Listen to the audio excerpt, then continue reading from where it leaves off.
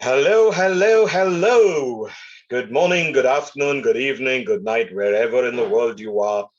It's that time of the week again. It's Friday and it's Tea Talk with TNG. Hello.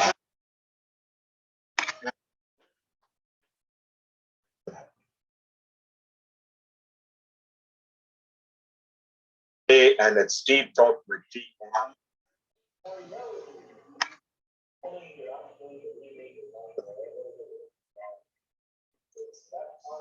Well, I'm sorry, but I think okay, there's a bit of a problem with the audio. All right, I hope the audio is clear and everything is fine. I had a bit of an issue.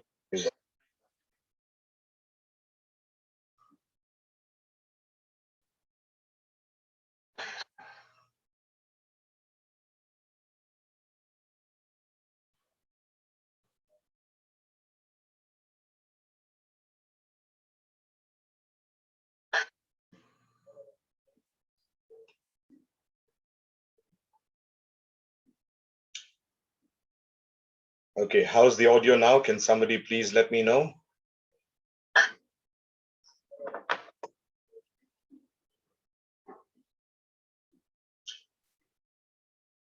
Okay, how's the audio now?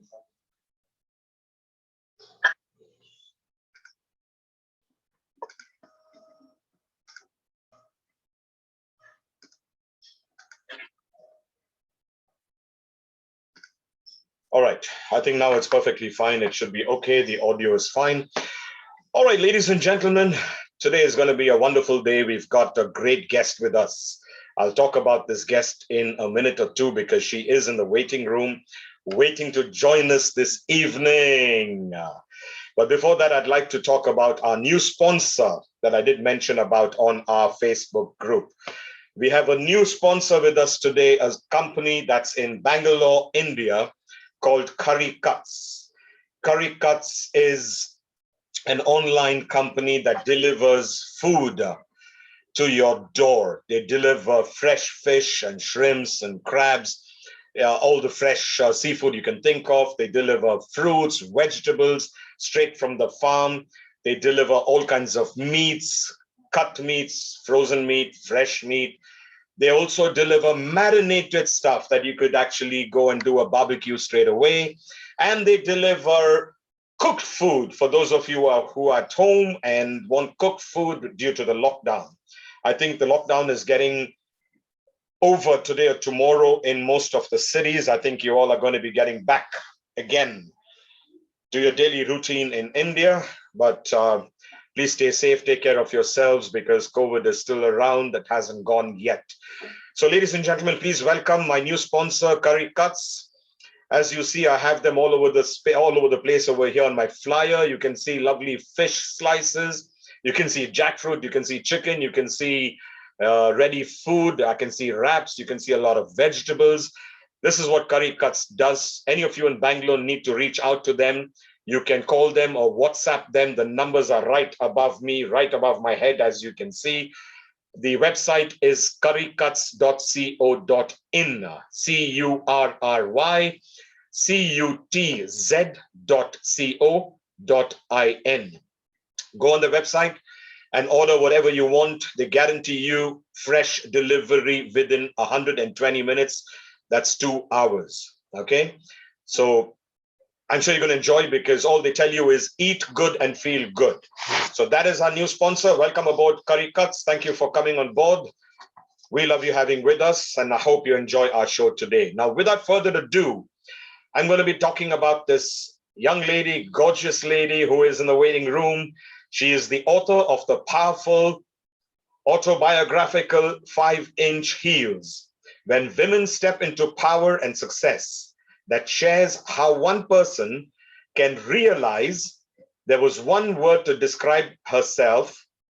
It is tenacious. There's a lot about her. I'm going to read just a little bit. Today's guest rose from humble beginnings in Canada to Chief Operating Officer of a multi-million-dollar personal development company based in Dubai, right here where I am, and has been invited to speak at various leadership platforms In her eventful career spanning 2 decades, she has built, restored, and expanded businesses with some of the fastest growing billion-dollar companies. Wow, billion-dollar companies. She also serves as a mentor and coach for numerous young professionals who are learning the corporate system, striving to excel in their careers. Her other interests involve restoring unloved homes, and she has left her mark in multiple properties in one of the most aggressive real estate markets.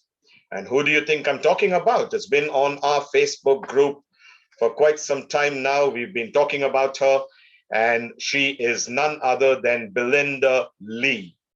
I'm going to be admitting Belynda into our studio at the moment. In a second, she'll be here. Please join me in welcoming Belynda Lee. I'm waiting impatiently for her. She is just about connecting. All right. Belynda, can you hear me? There she is. Hello, madam. How are you doing? Very well. Good to see you. You're looking lovely. Thank you for joining us this evening. Welcome to Tea Talk with TNGlive. Oh, my pleasure. My pleasure. Can you hear me loud and clear? Loud and clear. Crisp as well. You're looking lovely, first of all. I mean, you're looking fresh on a weekend, I must say. I know you have something else to attend to in about 55 minutes from now. So we're not going to be wasting time because everyone's eager to be talking to you. And No. I think everybody wants to listen to you more than me because they're tired of listening to my voice all these weeks. So it's going to be you. The show's on you today.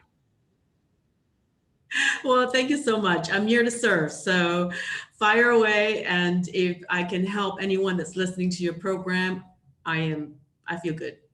Awesome. Belynda, just before I start and start kicking off with questions and grilling you, as they say, uh, I just want to let you know we have audience from pretty much all over the world. Yes, we have 16 or 17 people that I'm seeing now live with us, but then live is nothing that I'm worried about because this stays on the Facebook groups. We share it on other platforms as well as on YouTube later. You are more than welcome to share it.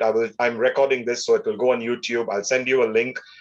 We have people from all over the world, literally. I mean, I've got people right now from Canada, your hometown. So, Sharon, you are Ah, listening. You've got Belynda Lee, who is from Canada, by the way. So, Sharon Coelho is one of our moderators, and she lives in Canada. She's in Toronto, Canada, by the way. oh, wonderful. My fellow Canadian. Hello. There you go. So, Sharon, and then you've got people from Germany. I see KJ. Hi, KJ. She is also a moderator. We have Lester. By the way, we have Poonam Shalu there. Say hi to her. Oh, hello. Hello, Poonam. How are you? I saw her today at work, so I laughed and she's got logged in. How wonderful. Wow, you're working today on Friday. Okay. I guess you guys. Yeah, we change our office hours to Monday to Friday to match with the entire world because the world does work Monday to Friday. Yeah, Dubai's a little different. Dubai does it Sunday to Thursday, and and I lose a couple of days. And me being a workaholic, we need to be connected to the world. tell me about it. I work 7 days a week, Belinda, because for me, There we go. fortunately, I work with the Middle East. So Friday is a day which is supposed to be our off day, but then I work with America, Europe, and Canada. Yes. And I have Yeah. no choice. I mean, right now, while I'm talking to you, I was actually messaging someone and telling him I'll get back to him. He's in Los Angeles. He just woke up. So I told him, give me an hour. So I can't help it. I work 24/7, literally 7 days a week. But it's all fun because I'm working from home. That's the best part of it. Oh, isn't it? Yeah. So again, now, hi, Lynette. Is there still an echo? She says there's an echo. I hope it's not there now. I hope it's gone. Hi, Nicola. Hi, everyone who's there. Lalit, Curtis, your husband's there as well. Hi, Curtis. Oh, wow. He's there. Not here. Yeah, He's there. yeah, you can say hi to him. He's some ways watching you. So we've I got, know. yeah, it's nice when you see them all over here. We've got Ernest. Hello, Ernest. Welcome to the show. Well, I'll keep saying hi, Sarita. Thank you for joining us. Why, there are a lot of people here. I'll say hi to them later. By the way, if any of you have any questions for this lovely, young, good-looking, gorgeous lady sitting right here with me in the studio, I don't get to see her right next to me, but there she is next to me on the screen. If you have any questions for her, please feel free to put them up in the comments. I'll try and ask them if I can. If not, we'll always ask her some other time and she'll reply to us. So, Belynda, tell me now, how long have you been in Dubai? I know you've come from Canada, but how long you've been here in my hometown? And your hometown is Yeah, hot. I've Tell been here for you. 35 years. That's why I said hometown. Yeah, well, I have not been here for 35 years. I have just moved here last year in 2020, right before the lockdown, and a little bit over a year. Over a year. Okay, so you came here just before the lockdown. Wow. I mean, I'm sure we're going to come to what the lockdown has actually done for you, but I'm Oh sure my you're a big goodness. fighter. I don't think the lockdown actually affected you, I'm sure, because you would have definitely found ways of doing something or the other. Uh, Let me tell you a funny story. uh-huh. So we came in, actually, my husband and I flew here in early last year, 2020, and then we have to do some filming in Taiwan. So we left on March 14th to go to Taiwan. And when we land in Taiwan, the world locked down. So we were locked out of Dubai for close to 3 months because we keep applying to come back. We're like, okay, we're going to apply to come back. But the residents is, at that time they weren't attending to the permanent residents to come back. And we're looking at us and thinking, well, we're kind of chopped liver here because we can't go back to Dubai. We have to apply to go back to Dubai. So think about that as like, I left, can't come back here. All the stuff is here. But on another note, I also launched this company that I'm with March 1st, 2 weeks before the lockdown. So Wow. has the COVID actually affected us? Surprisingly, no. We're doing really, really well, and I'll tell you why later. That's good. Awesome. So I don't want you to be talking much about how you started, and I don't want to know much about your career in advance because I've got some questions for you, and I hope as I go, question after question, I hope none of these are tough ones. I'm sure they're not tough for you because you'll be, smart enough and quick enough to answer my questions, I'm sure. What I'm going to do is, I think, let's begin. Well, hi to your husband. Hi to Poonam, who also works with you. By the way, Poonam is also a sister to me, a dear friend, a wonderful lady. And I can't say much. All I can say is I love her. She's a real good sister of mine. And you're glad, and you're lucky to have her working with you, I must say. Well, very, very lucky to have her and my husband working. So it's awesome. well, if you need someone else, please employ me. I'm looking for a job. Okay. I'm just joking. Anyway, all right, Belynda, are you ready for the first question? Because I have about 8 to 9 questions, and we'll have to run through them. Meanwhile, while we are talking, I hope I don't make you feel hungry looking at all this food over here, because this is one of my new sponsors, and I want to give them a lot of publicity because they have come on very graciously on board. They came on with me this morning. I signed them up. They are a food delivery company, just like you have Fresh to Home here. They do food delivery back home in my hometown, which is Bangalore in India. So are you ready for the first question? Shall we start, Belynda? Absolutely. I'm ready. I would like to know a little bit. I mean, if you are okay with telling us about your grandfather and how he shaped you into what you are today. I love answering that question because my grandfather is very close to my heart. He raised me. He's my mentor. He's my father. And he was able to teach me all the basics in life. You will hear me speak about him a lot because he is the father figure that I think everyone should be able to experience. So a little bit of a story for you. I was born and raised in Singapore, and I grew up in a very traditional Chinese family. And when I mean very traditional, it's very traditional, where the boys takes precedence and the girls was like, invisible. So with me, I was the first grandchild in the Lee family. And if you want to think about that, my grandfather said, hold on for a second. I want a boy. What am I getting this girl for? So, but the funny thing is, this is gonna kill you, is that in the delivery room, he waited and waited and waited. And then he went to the nurse, and the nurse says, oh, Mr. Lee, congratulations, you got a grandson. And he's jumping around thinking, I've got a grandson. An hour later, she comes out, oh, congratulations, you've got a granddaughter. So, so my grandfather is like, hold on for a second, where the heck is my grandson? So he was very confused. Apparently the nurse made a mistake.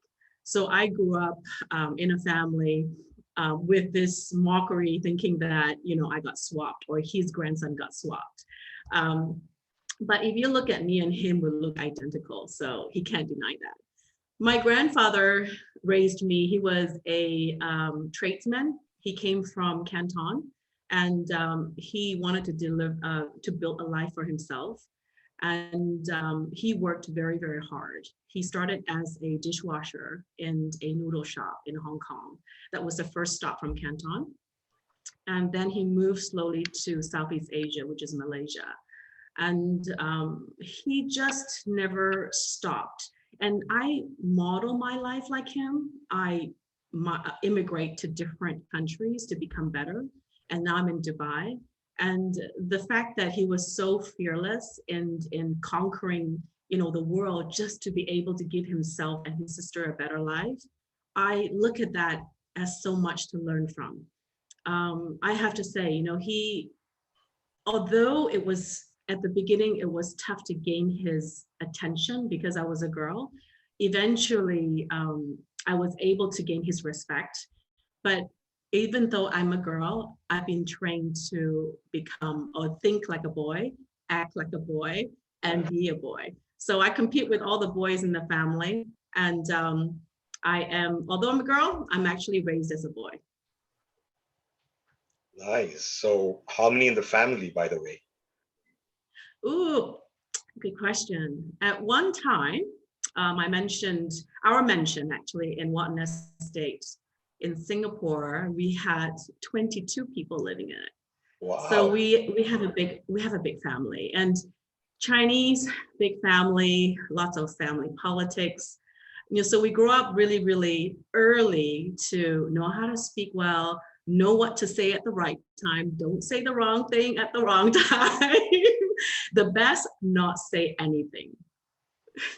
Cool. Well, by the way, Poonam, I just read a message. She says, we are lucky to be with her. I'm sure you must be a very good boss, because I met you probably twice, I think, recently, you and Curtis, and I found you all a wonderful couple. I mean, I enjoyed speaking to you, making friends, and I'm glad I kept in touch with Curtis first and then with you, of course.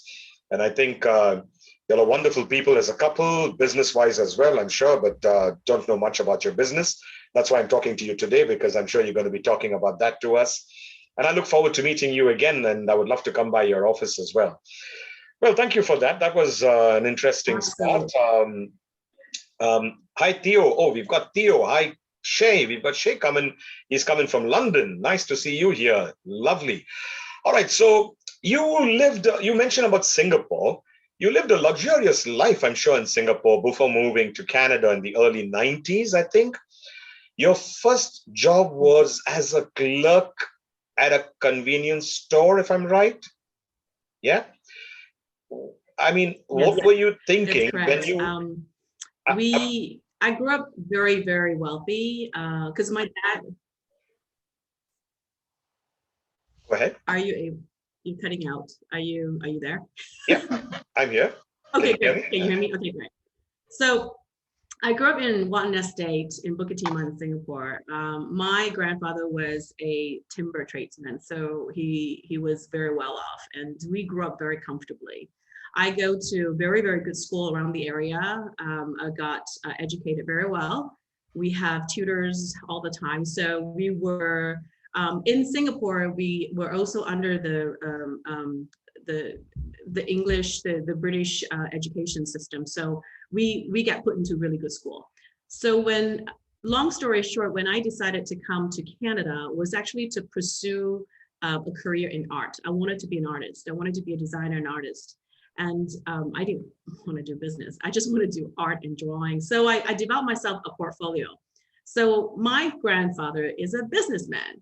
And then for the years that he's grooming me, thinking that I would eventually learn to do business, I decided to be an artist. Can you imagine that he was so totally turned off by the whole concept?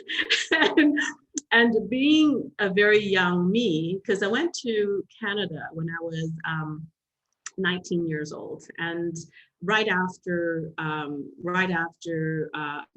schooling, as I was developing my portfolio. So I came to Canada when I was 19 years old, and he said to me, he goes, "If you go, don't expect to come back." And I'm like, okay. So I went, and as much as he say that, he's just a man that has got he's a teddy bear. He's got very harsh words, but he's just a softie on the inside. I came to Canada. My first job was a clerk at 7-Elevens, if you know 7-Eleven. Oh, yeah, I do. So at that time, in 1988, there was tons of 7-Elevens around. So I was a clerk. But I was also a graveyard shift clerk, where people come and visit me. Guess what? They don't come and see or buy stuff. They come to steal from me. So it was a horrible experience.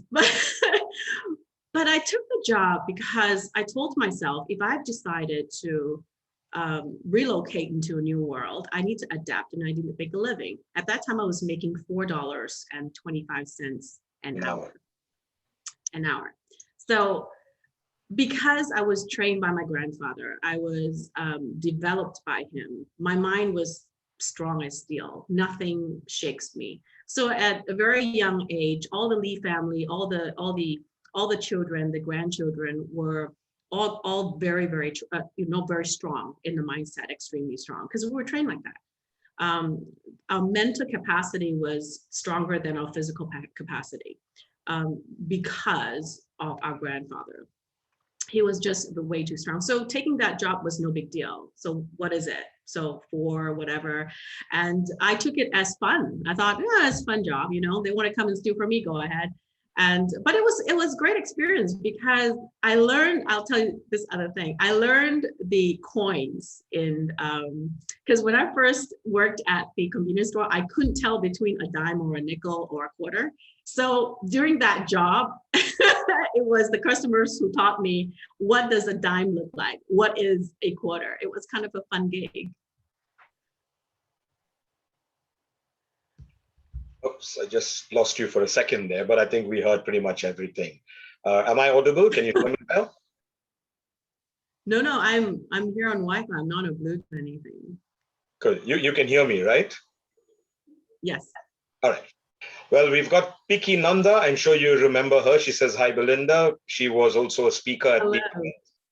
Hi, Piki. Thanks for joining us. She's always there for all our shows, very supportive. By the way, you went to Canada in the early 90s. I moved to Canada in the late 90s. In 98, I actually migrated. Yeah.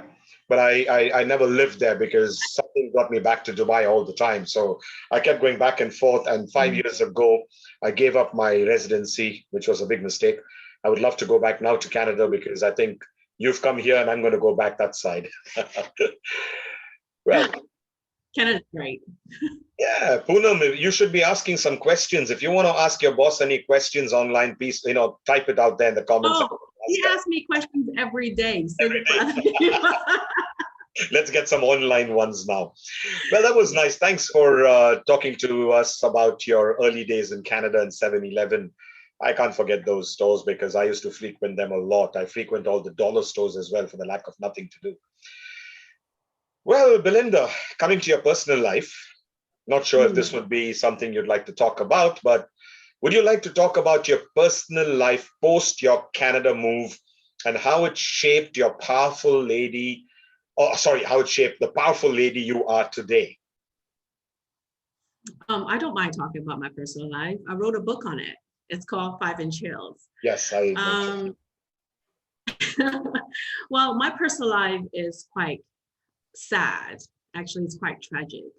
I grew up in a very wealthy, a very nice environment. And I went to Canada thinking that I could do the same. It's like a bubble to me.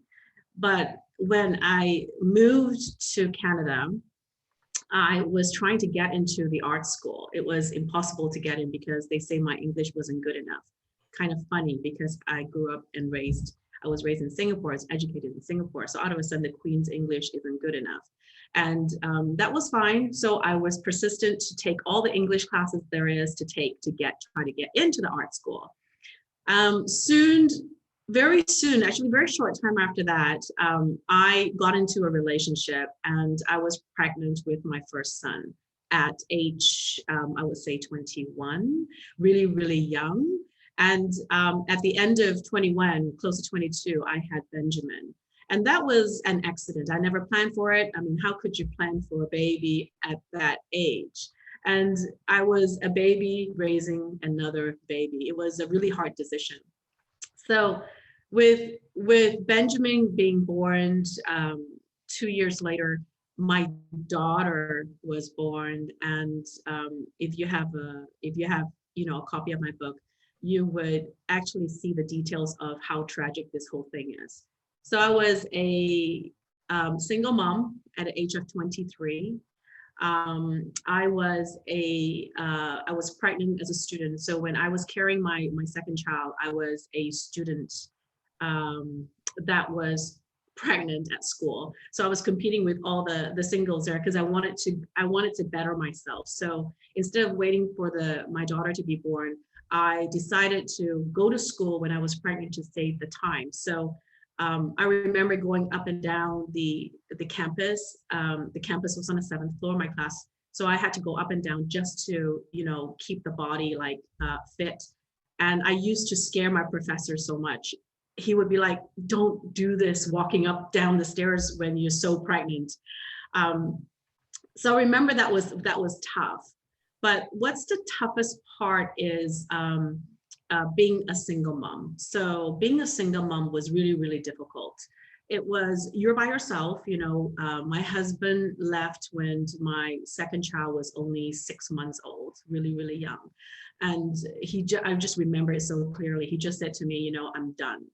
And I said, you're done what? He says, I'm done raising. So I'm out of here. So it was so easy for him to say it, I'm out of here. So as he take off, he moved out, he took his stuff and was gone just like that. There was no explanation, nothing. It was so serious. He just left. And at home, I had my son, right, and my daughter. I have the mortgage. I have all the bills. And because we were trying to build a life for ourselves, I actually acquired a shop for him to run so he can better himself in a career, but he ran it down the tube. So I had to acquire the debt. And after that, it was like I had to file bankrupt because I couldn't pay for it. So if you tell me if I hear stories all the time, I've done 1, 2, but I hit everybody's bad stories because I've hit it all. So if you haven't think of anything bad, I've done it all. Raising 2 kids was tough. Being a mom and dad was really hard. Have to be a mom and a dad at the same time. They were really, really young. And for me, there was a period of time that I was not only desperate, I was also hopeless. And every day to me was gray and dark. And I didn't want to live because it was so difficult. So I didn't understand why life was so difficult because I was also very young. Don't forget, I was only 23 years old. So with that, it was my son's 3 words that actually helped me become stronger. He said to me, I love you. And he was only 2.5 years old. And he said, I love you. Those 3 words just put a lot of energy and just strength in me. And I decided to live. And I decided to go back to school. And I decided to build my career so I can give him the best, which I still do. I spoil him to pieces. So I remember those days when I had to wake up at 6 a.m. and I have to get them ready for their daycare. I was on subsidy, which is in Canada like a welfare subsidy, because I don't make enough to actually put them through daycare. And drop them off at daycare, go to work, come back, pick them up from daycare. And a lot of times I'm late, so I'm yelled at by the daycare superintendent, say, you're late again. The next time you're late, they're out on the streets. And I pick them up, bring them home, make sure that I have groceries, cook for them, and then put them to sleep at 8:30, and then I study till midnight, 1 o'clock, and then I catch a couple of hours of sleep, and then I start again. It's like keep doing that for a couple of years, and it was tough. It was really, really tough. I mean, I remember we couldn't afford much. I had to go to Value Village, which is a secondhand store, to buy clothes for them. And clothes were like 50 cents. I'm like, oh, this is so good. It's still intact, no holes. So I'll buy it for them. And I remember buying chicken every day because the chicken was really cheap. It was like $4.99 for like 15 kg or something. I don't know where the chicken come from, but it was so cheap. So I keep buying chicken. And I remember Benjamin come to me and said, Mom, I'm dreaming of chickens every day, because he was eating chicken every day for like years. It was just, looking back at it, it was kind of funny. Wow. It was a great experience. I laugh at it. I smile at it. I don't make it, it doesn't affect me anymore.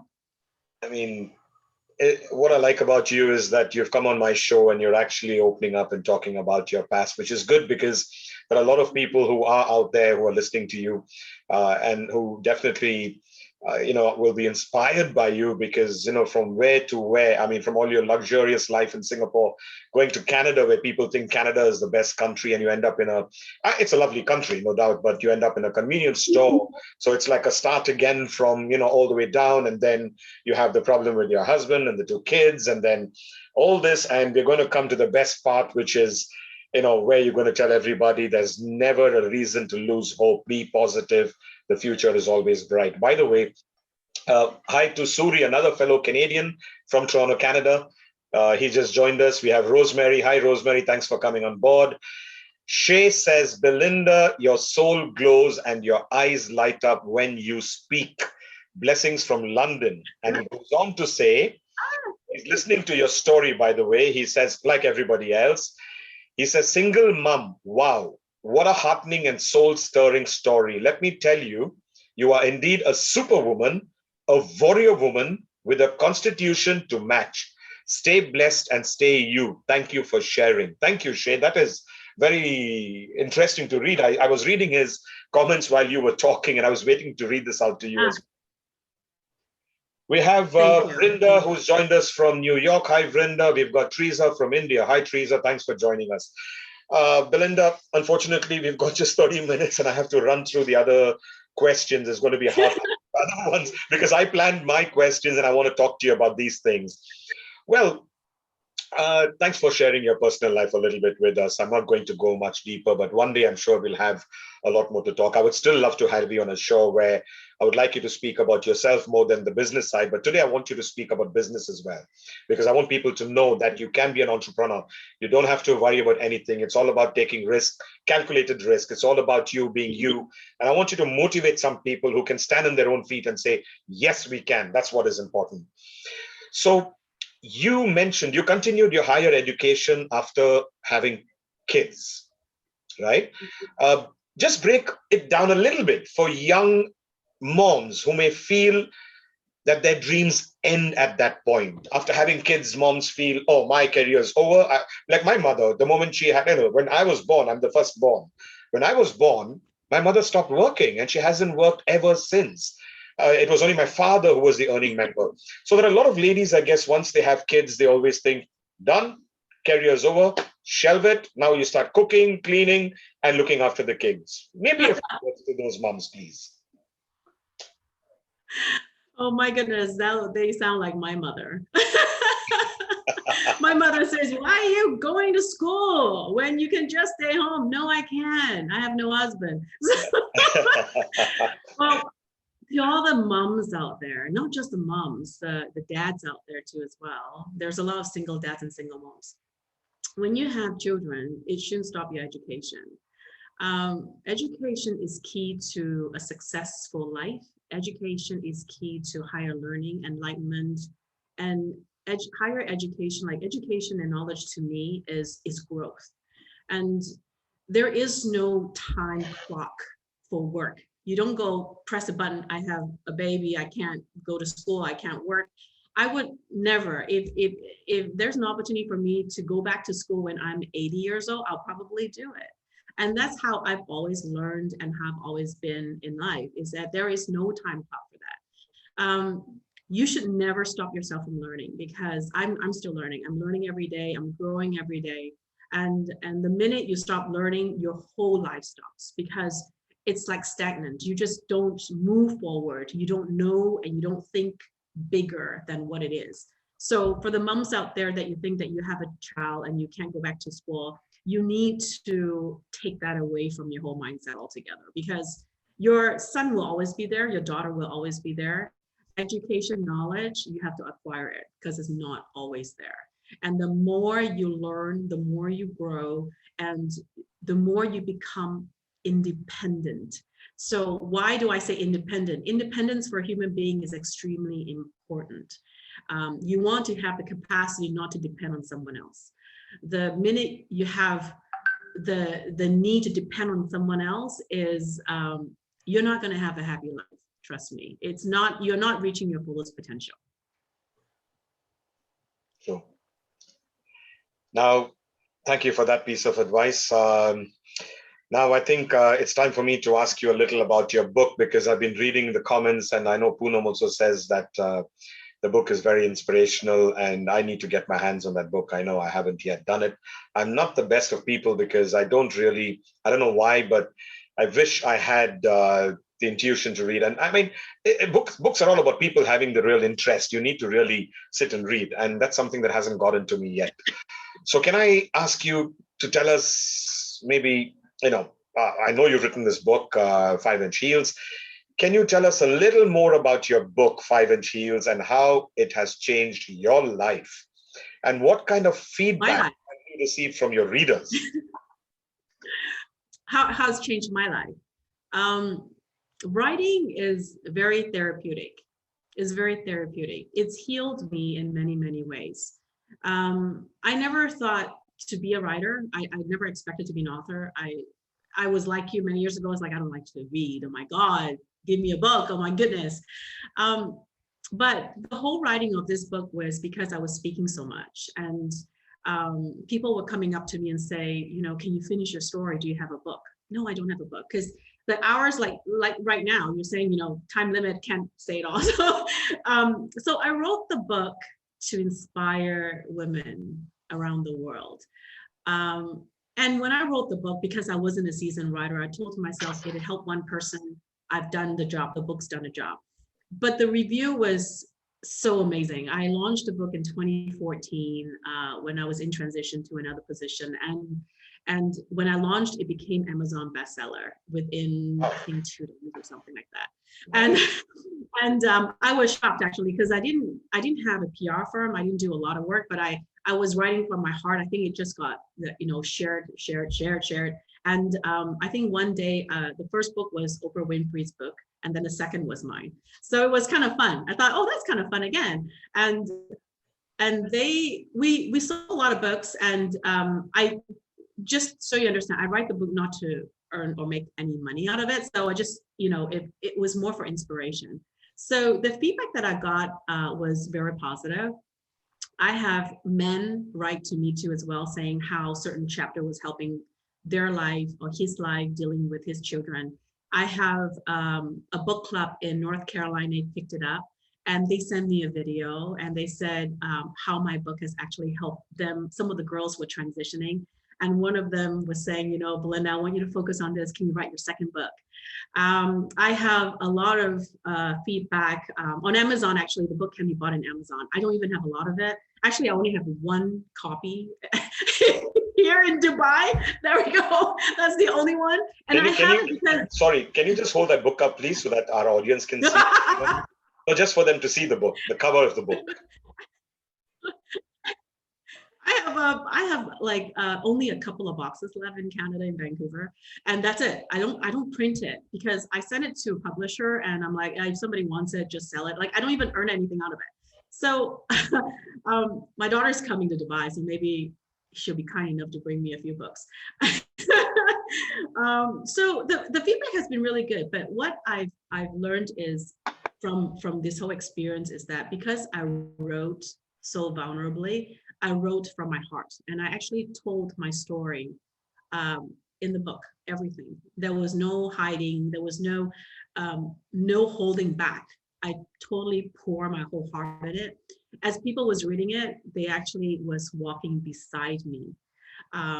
Chapter number 7 is a very tragic um, experience. And I think when readers were reading it, they're like, oh my God, I was with you in the snow. It was really amazing. It was really amazing, I have to say. To be able to share and help people become better, I think that is the most rewarding thing that I've done. True.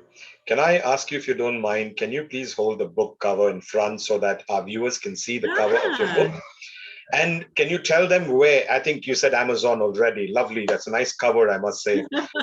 Can you tell them? Teresa says, chapter 7, very curious to read. Teresa, I think you should buy the book. It's on Amazon. Maybe it's on Amazon and any other platform, Belynda, where they can buy the book. Amazon, Barnes and Nobles. It's even in the Singapore National Library. There's one too. I think in India, it It's would be Amazon because you'll definitely get it there, Teresa. And I think Yeah, those who, the Amazon. true. My actually it's so funny. My tailor got one from Amazon in Dubai, and I'm like, "How did you get it?" And she goes, "It was on Amazon. It was like one left." So, Cool. so she got it, and it was fun. It was really fun. It's a fun project. Very interesting. Coincidentally, I must tell you, I am also attempting to write a book. I have actually done it already. It's based on my true story of 35 years in Dubai. And it's all the Mhm. ups and downs I've gone through in 3 decades because I've really actually, I rode a lot of waves, I must say. I've always climbed the peak, gone down the valley, back again in the peak, back in the valley, came COVID, and now I'm going to climb back again. So it's a story that I'm writing about myself, and exactly like what you said, no holding back on anything. I mean, I'm out there. I decided to go all out. I've gone all out. And the book Good. is going to launch with my new perfume. I'm launching end of the year, so I hope it goes well. Fingers crossed. I'm sure, when you pour your heart out and write your honest story, it should do well. But good, I'm sure yours Yes. is doing well as well. So wish you all the best with that one. Now, coming back to your business, I think we had some a good discussion in your book about your past, about your life and where you are. Now, I think coming back to your company that you set up, would you be kind enough to tell us the path that led to, I hope I'm pronouncing it right, Asira Global, and the takeaways for Mhm. young aspirational women in the business world today? Sure. Astera Global is a social lifestyle community, and I built the company for a gentleman called John Setchuras, who's born and raised in Greece and is an American too as well. So he called me over from Canada and he said, "I have this vision, and this is what I want to build." My role, just so everybody knows. Currently, I built companies. I've been with billion-dollar companies for many years. I help them with business development. I help them build. I put the infrastructure together. I train the staff. And I've done that for quite a few years. And I've done it for a friend in California. She's so happy right now. She's just happy running her company as is. So Asira is a digital company. So what I meant by digital company is that we have digital products. We have an online academy. We have a smart travel club, a club that actually you go in there and you travel at a very discounted rate. So you join this particular travel club and you book flights, for example, and it's even cheaper than Expedia or even Booking or hotel. So, and the third product that I brought into the company is a personality coding technology. So it's an AI platform that I can actually decode your personality within nanoseconds. And with this particular technology, it helps with bringing sales up by 300%. So it's all very much on personal growth. And And with all this, it has a referral plan to it too as well. So all the young entrepreneurs out there who does not want to be tied down to a 9-to-5 job, I get it. My kids don't want to either. So I totally get it. And everybody wants to work from home. And this is a home-based platform where you can actually work from home. What it means is, as you refer our products to other people, you will get compensated as a referral fee. And the pay plan that we've put together is very, very lucrative. Very lucrative, actually. When I'm drawing it out to my finance manager the other day, he's like, "Why, you're still paying more?" So, so that particular pay plan has been, I would say, programmed into a back office engine. So, how would I say this? The platform is global. Our membership is global. We have members from all around the world subscribing to the products. Our products is in multiple languages, and we're constantly growing, and we're happy about that. I was just talking to someone in Thailand. So we're Thailand yesterday and then Singapore today. So we might be doing some work there as well. Wow. You know what? Listening to this, well, I didn't know there was so much to it, to be honest. I'm glad I asked you this question. I think I should be coming to you and asking you to help me with my business as well, because I'm very determined this time to build this particular brand of mine. I've got distributors pretty much worldwide, but it's not just about distributors. It's about first getting the brand out there, getting the right partners to work with, and making it a global success. I think I should be coming and talking to you, definitely. So do invite me for a couple of but Yeah. at the end of the show, I'm going to ask you to give out your details, probably, so people can then learn more about your company and probably log in as well. And as you mentioned about referrals, you mentioned about other things, and especially with artificial intelligence, I think I should be proposing something to you as well. We'll do that after the show. Well, now that we're in the mood of asking questions, I think we might as well continue. Meanwhile, would you like to get a cup of tea or probably a glass of water quickly?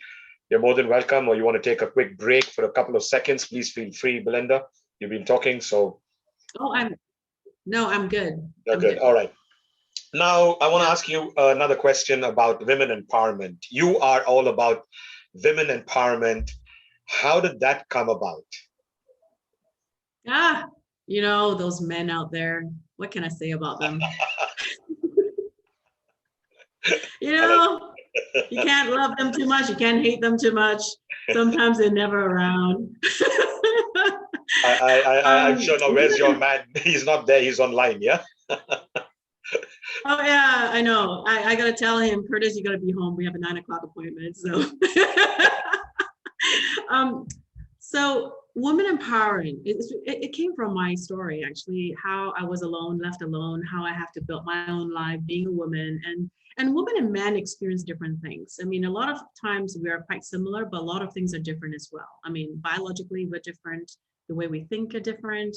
The way we want to raise children is different, but we're doing it by ourselves. So the reason why I'm so passionate about women is because I want them to know there's resources out there, especially for those women who are single parents, or those women who are a pregnant student, or those women who wants to leave a toxic relationship, or women that may encounter family issues, financial issues, or even relationship issues, whatever it is, there is resources out there.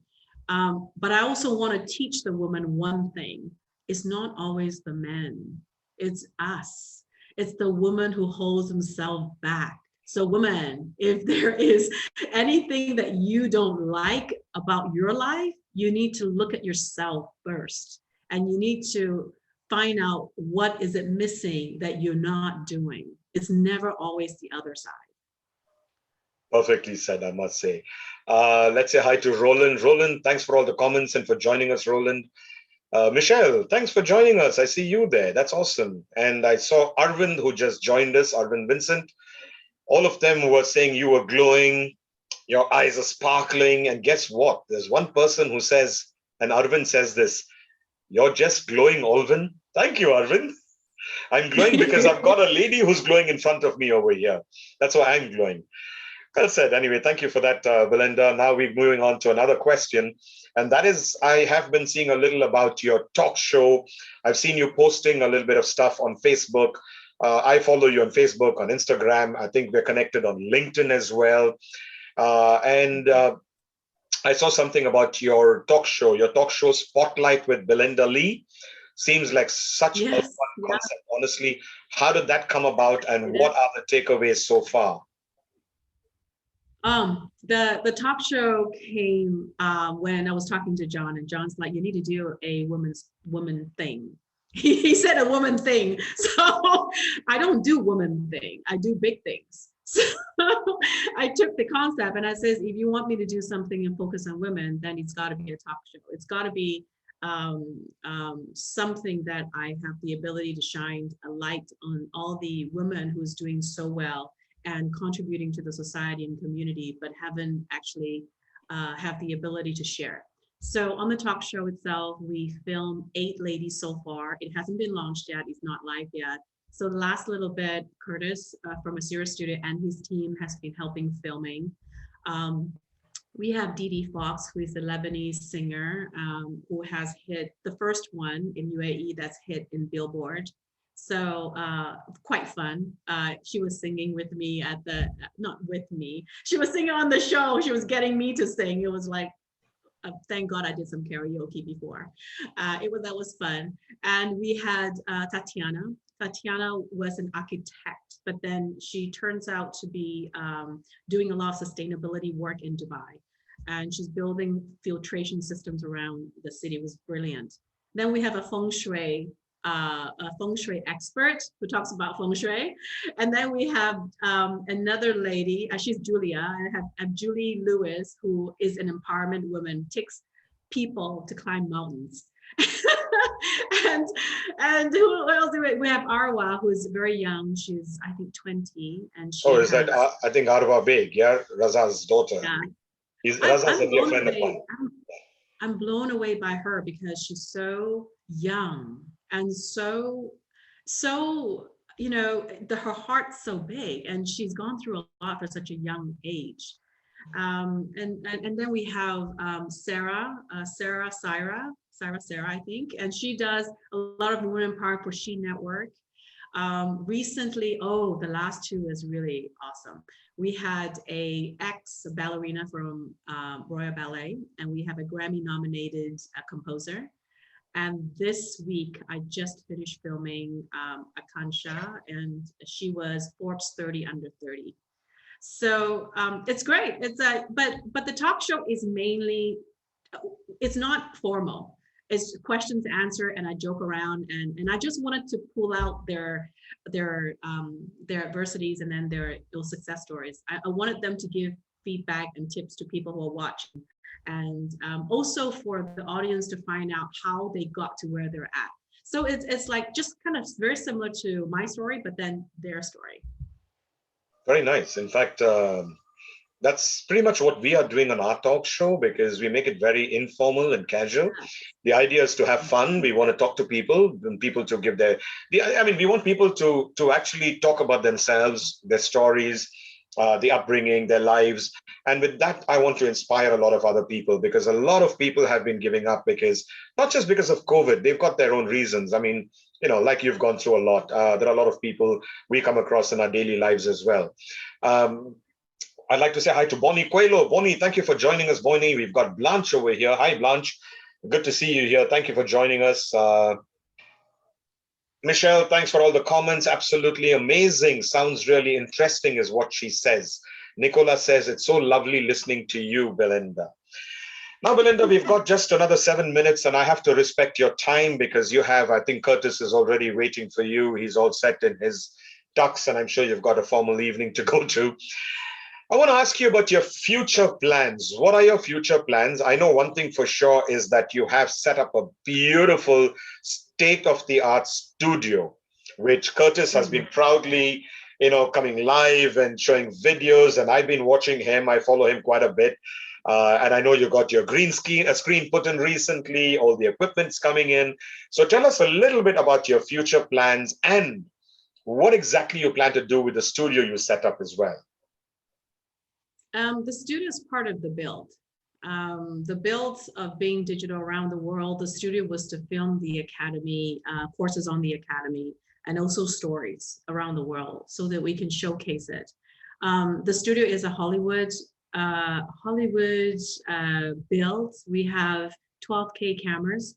We have 4 sets, and it's a boutique. It's not a huge space, but it's so well thought out that we utilize every inch of it. And it's we just installed the green screen, both the back on the floor as well. So it's pretty cool. And we have our own 3D artist designer that does crazy sets.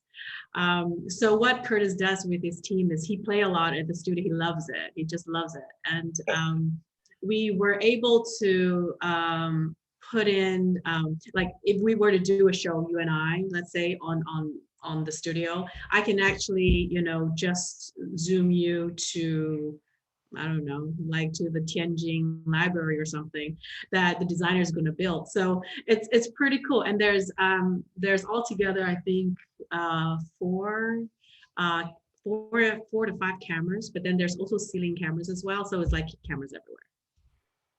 Wow. Don't ask me. You have to ask Curtis that. So I only approve stuff. So. I'll have to bring him on a show for that to talk about the studio. Yeah, but I'm coming. Yeah, you have to. Yeah, I told Curtis I'm coming over. I'd like to see your studio, but I'm not going out again because I've seen cases getting a bit higher from what they were about a couple of weeks ago. So I'm a little careful, but once all this settles down, I would love to come by your office and studio. And of course, I'd love to meet the two of you as well. Now, before I get to ask you to share your details and your website and to let people know how they could reach you or to get onto your site and learn more about you and your company, just one more question that I'd like to ask you is something personal about your likes, I guess. I was sitting here looking at you and I see the Chanel logo glowing on your neck. I heard that you have a thing for Chanel. Would you like to tell us? I do. Because someone told me you got a thing for Chanel. So what is it about? Tell me. A little thing? I have a big thing for Chanel. Okay. I think, fine. I think I need therapy because I buy so much of it. I love Chanel, and I love stories. Actually, I really like stories. I like stories of people. I like to find out where people come from. I watch them, I study them. I'm very quiet, but then Chanel. The reason why I like Chanel was I saw someone in Vancouver, Canada. All the Chinese was wearing Chanel. I'm like, oh, that's interesting. So it was like, it's expensive, right? So I wonder why people wear it. But I think there's two things to it. People look at Chanel and they think vanity, so vain, why do they have to buy that bag? I look at Chanel as a history. If you have a chance to really read on Coco Chanel's story, she is all about women empowerment. At 70 years old, she designed the reissue bag, and it's called 2.55. And because it was February 1955, that bag made a hit. If you read deeper into her story, she has a hardship, but she never gave up. She trying to be better. She kept trying to do better. She was designing in a world full of men. She was competing with men, but she never gave up. At that time, think about that. I mean, think about that and compare it to now. It's a lot harder. But her designs, it was so timeless. If you look around, like you can't look around because I'm looking at them right now, because I have my bags actually around me, because I look at the quality and I look at the design of it, and I look at how it's made. And yes, it's more expensive than a regular bag, but you pay for what you get. But the most important thing with this particular bag is the timelessness of it and the quality of it. And when I look at it, I built my companies that way. I don't compromise. I don't compromise anything. And if I have my marketing person come to me and they're doing something, the first question I ask them is, would you buy this? And if they say, no, I don't, I says, well, then don't come in and present to me. So if you're not going to buy into this, why would anybody else do? So I built my company at the highest level. I built my company's high in quality. People that I hire worked with me knows my high expectation. But in return, they grow. They become so good at what they do. And their expectation, their level of skill sets improve as well. And it's all influenced subtly by this Coco Chanel thing. So yes, I have a thing for Chanel, and it's not for vanity reasons. It's mainly to remind me to stay as high quality as possible. Cool. I'm sure you have a lot of Chanel perfumes as well at home. You have the whole collection. I can't afford the whole collection. Well, Some. well, by the way, I will say hi to Charles. Charles, hi, Charles. Charles Rogers, who's joined in. He's actually part of the company that's a sponsor, Curry Cuts. Thanks for joining us, Charles. Rosemary, hi, Rosemary. We've got Big Ben. Hey, Big Ben, what are you doing up so late? He's in Australia, by the way, and I'm wondering what he's doing up so late over here. But thanks for joining us, Big. By the way, Belynda, I think you know what I want to stick to what I promised, which is letting you go at 8:30 sharp. The time is 8:30. Before you go, would you like to share some information on how people can reach you? Feel free. You have a minute to do that. After which we'll say goodbye to you, and you can carry on for your next appointment. Yeah, that would be great. For Asira, if you want to know more about Asira, which is the home-based business that you can actually refer and earn a living, the website for that is Asira, ASCIRA global, right, .com. And you will find the different products and so forth.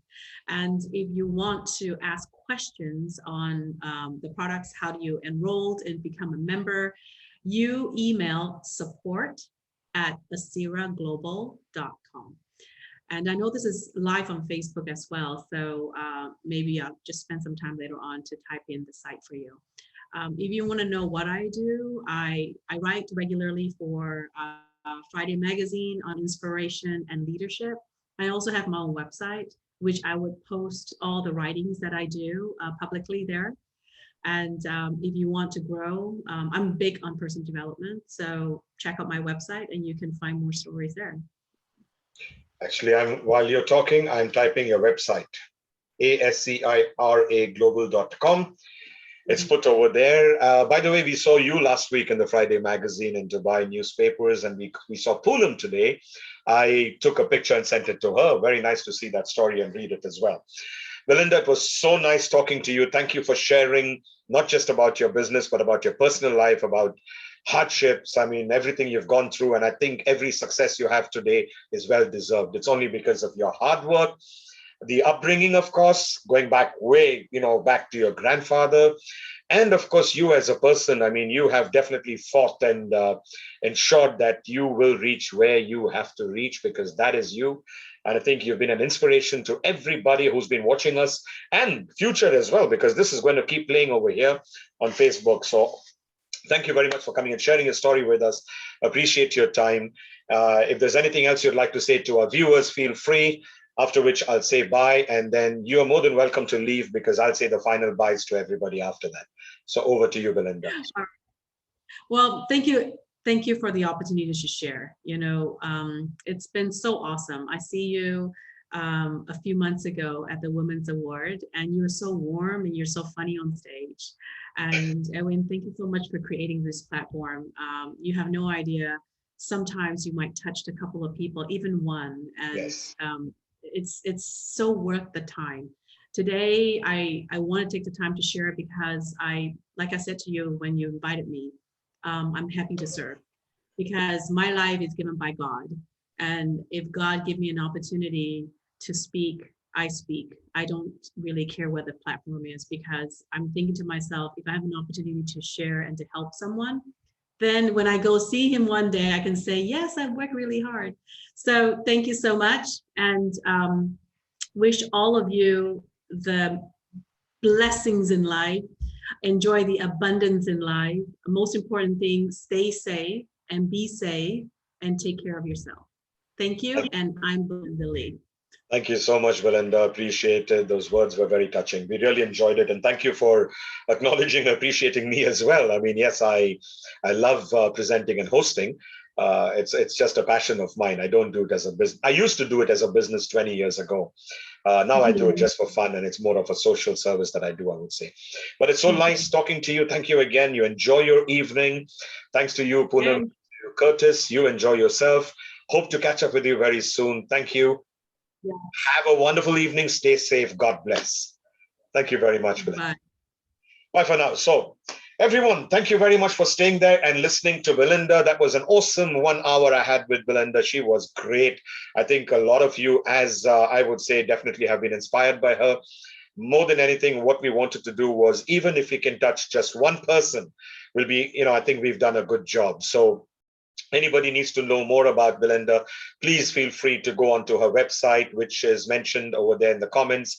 It's Ascira Global, ASCIRA, global as in GLOBAL.com. And from there, you'll get a lot of information. You can maybe even reach out to Belynda or to her people and her team and get to know her better.